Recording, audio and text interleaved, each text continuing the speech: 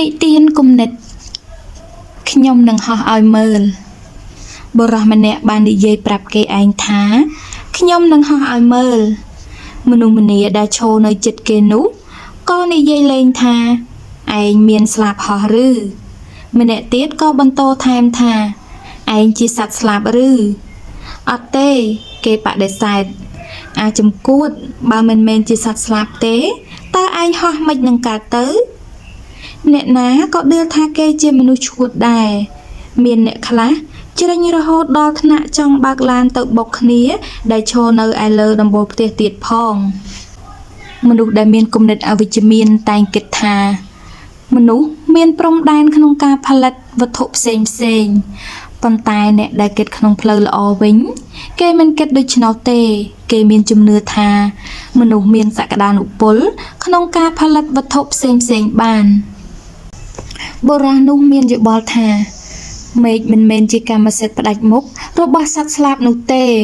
ខ្ញុំក៏មានសិទ្ធិហោះហើរបានដែរក្រោយពីនោះមិនយូរប៉ុន្មានគេក៏ហោះបានមែនគេជាមនុស្សដំបូងដែលហោះបានដូចសត្វស្លាប់គឺបងប្អូនត្រកូលរ៉ៃជាអ្នកសាងយន្តហោះនោះឯងអ្វីលើលោកនេះកើតឡើងដោយបែបបទពីរយ៉ាងគឺក្តីស្រមើស្រមៃនិងការចុះប្រឡូកអនុវត្តផ្ទាល់បើគ្មានការស្រមើស្រមៃទេវានឹងមិននាំឲ្យកើតមានរបស់ថ្មីឡើយហើយបើគ្មានការអនុវត្តទេវាស្មើនឹងគ្មានចេញជារូបរាងអ្វីដែរអ្នកដែលមានការស្រមើស្រមៃ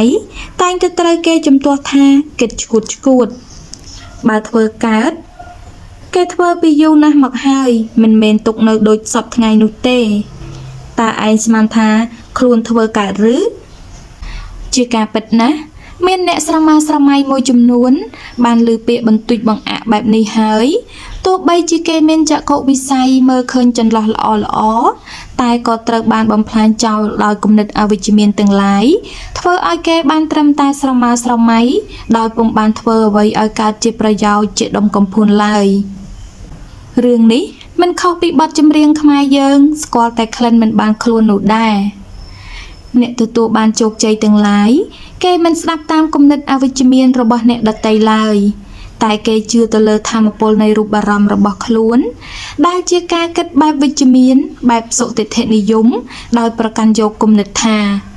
ចង់អ្នកឯងថាម៉េចក៏ថាទៅខ្ញុំនៅតែធ្វើទើបថ្ងៃក្រោយមកគេនិយាយថាខ្ញុំថាហោះមែនអ្វីត្បិតតែមនុស្សត្រូវចេះស្ដាប់យោបល់អ្នកដទៃយើងនឹងស្ដាប់ដោយវិចារណញ្ញាណ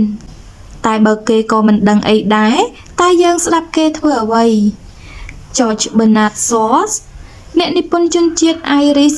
បានពោលថាមនុស្សធម្មតាច្រើនតែអនុវត្តតាមបែបបទដែលមានស្រាប់ចំណែកមនុស្សខុសធម្មតាច្រើនតែផ្លាស់ប្ដូរពិភពលោកឲ្យដើរតាមខ្លួន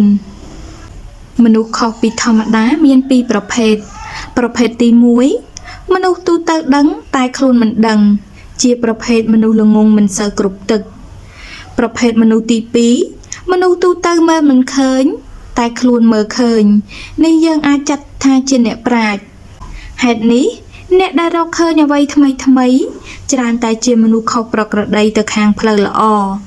ជាមនុស្សដែលមើលឃើញអ្វីនៅក្នុងផ្លូវដែលអាចទៅរួចហើយធ្វើបាន